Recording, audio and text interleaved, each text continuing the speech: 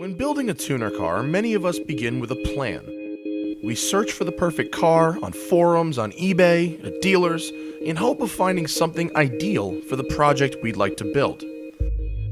How will this chassis accept the power I'm feeding it? Can I fit the right size tires under those fenders? To which wheels does the engine send the power? I need a lot of parts. Will I get more value out of tuning a Mustang or an Audi? Do I need to get parts from Japan? From Europe? How much will that cost? We consider every angle and then we buy and tune accordingly.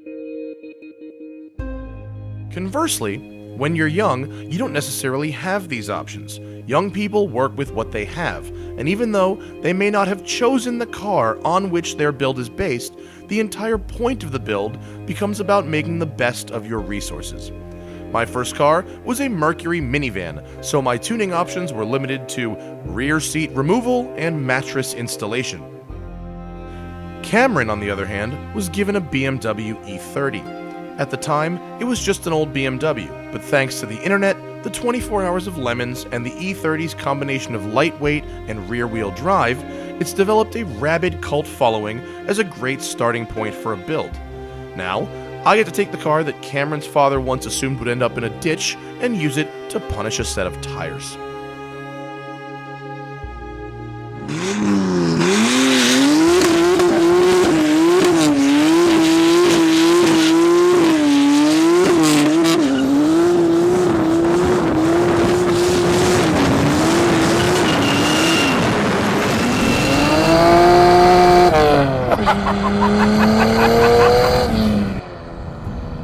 I bet you were wondering when we were going to do an E30. It's been a long time, and finally we've gotten around to one that we feel is worthy of our trip to friggin' Reno.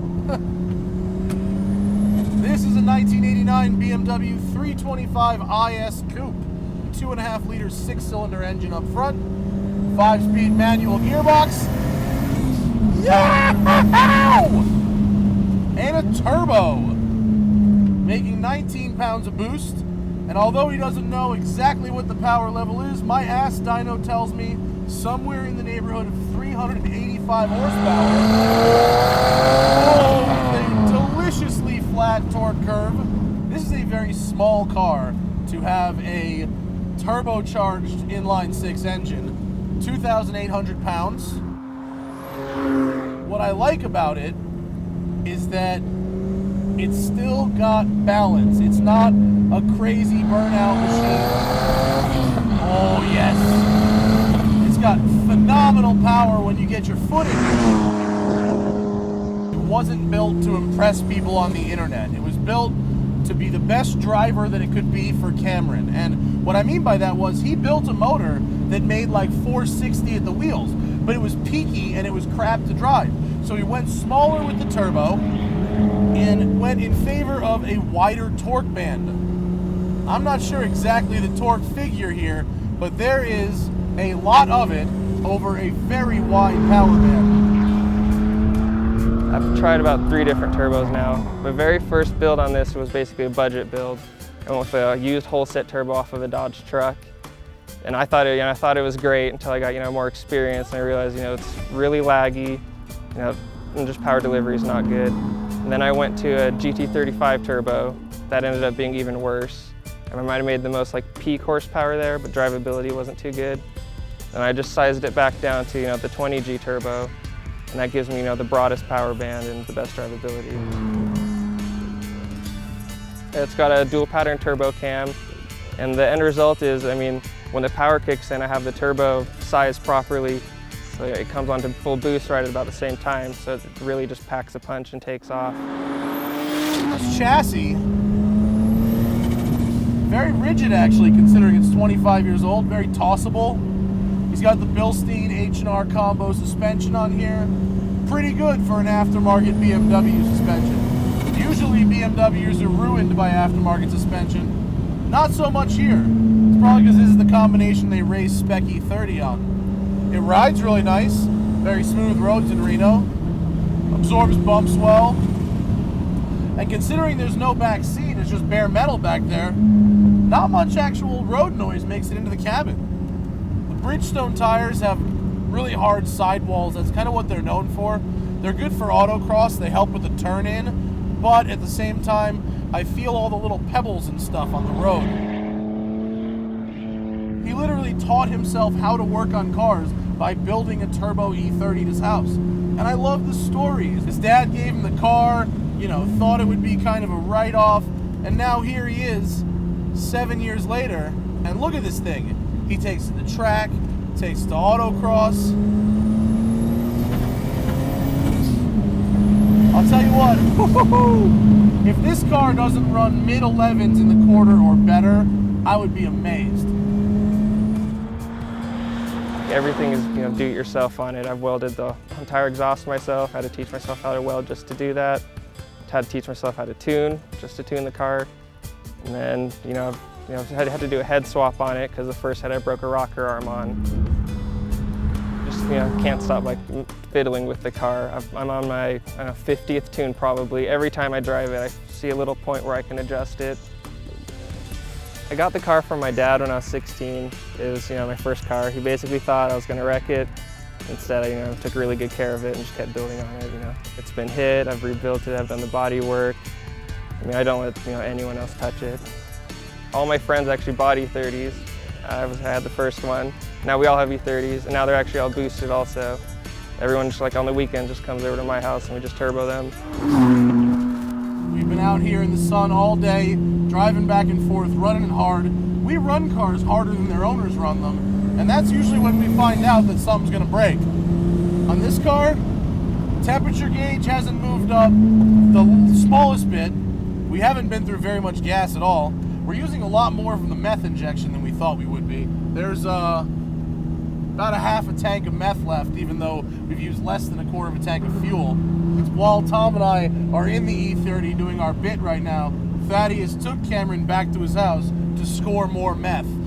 The E30 needs its meth fix and refuses to boost properly unless it's properly methed up. As far as like the chassis and the wheel and suspension setup, I'm on H&R Race springs with Bilstein Sports. It's the common spec E30 setup. I have drop hats in the front to get the ride height a little bit better. I'm on, just an Ireland Engineering 22mm front sway bar, 17x8 Oz wheels. They're E36 fitment. They're 5 lugs, so I needed to run adapters to get them to work. My brakes are stock size, but they have Hawk pads and they're just Brembo blank rotors. For tires, I'm running the stock tires off of a Subaru STI. They're 225/45, 17s. They make a really good autocross tire, but they do not fit on stock E30 fenders. So I've had to team up with a guy in California who can custom make me these fenders. Bolted on fender flares aren't always my favorite, but something about 80s cars, they really work. The brakes on Kameron's car would be fine if this was running stock power. 168 horsepower, plenty of power up there to stop. But even with upgraded fluid, Hawk track pads, the rotors are still very small and the calipers are still single piston calipers. So on this road, driving fast, I'm able to get them very, very hot to the point where I'm a little worried. Now, before you get down Kameron's throat about doing power before brakes, recognize this. He built the turbo by himself and brakes are really expensive and there's no way to cheap out on them. If someone knows a value solution for E30 brakes, please let us know in the comments. I'm sure Kameron would appreciate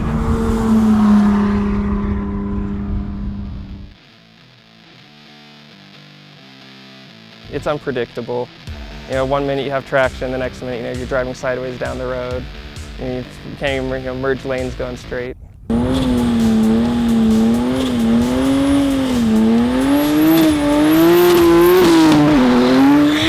of burnouts. It's always exciting. It never gets boring. You can drive it sideways. Oversteer is basically all it does is oversteer. Like, there's not understeer. You just touch the gas and you're sideways.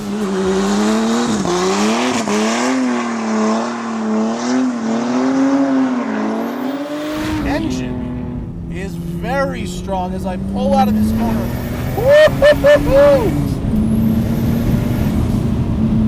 Now, it's hard to put a price or a value on a car like this because Kameron did so much of the work himself. You know, and who knows what that would have cost in shop labor rates, but as a speed per dollar value, I'll put this right up there in the same level as that RSTI from earlier in the season. Not much money invested. I'd be amazed if this car cost more than 10 or 12 grand in actual money to build. Same as those RSTIs, very fast for dollars spent. I get why people like these things now.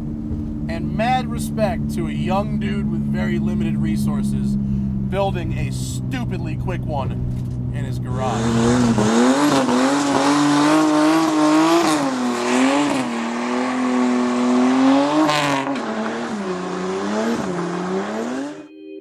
You really do have to admire a kid with limited resources and using his car as his own personal tuning academy who stays committed to a project like this for so long to the point where it becomes a business. All the work on this E30 he's done while teaching himself how to do it. How many people do you know who've taught themselves not just how to build a turbo system that works, but body work, paint work, suspension tuning, ECU mapping, designing, building, and then selling fender flare kits? This little red car and its baby-faced owner are a shining example of grassroots tuning done right. Couple of takeaways from today. One is that the E30 is, yes, an excellent platform for going fast, and it's good for adding boost with its low compression bottom end. Two is that if you learn enough off of YouTube and have enough free time, you can turn a pedestrian E30 into a Corvette beating car for probably less than $10,000. And three, judging by the fact that all three of these cars behind me that haven't been here before have Kameron's turbos on them, you can also make a business case for it. How about that? But if you want one, you better buy it now, because Lemons is taking all the good ones. I'm Matt Farah, and I will see you next time here on Tuned.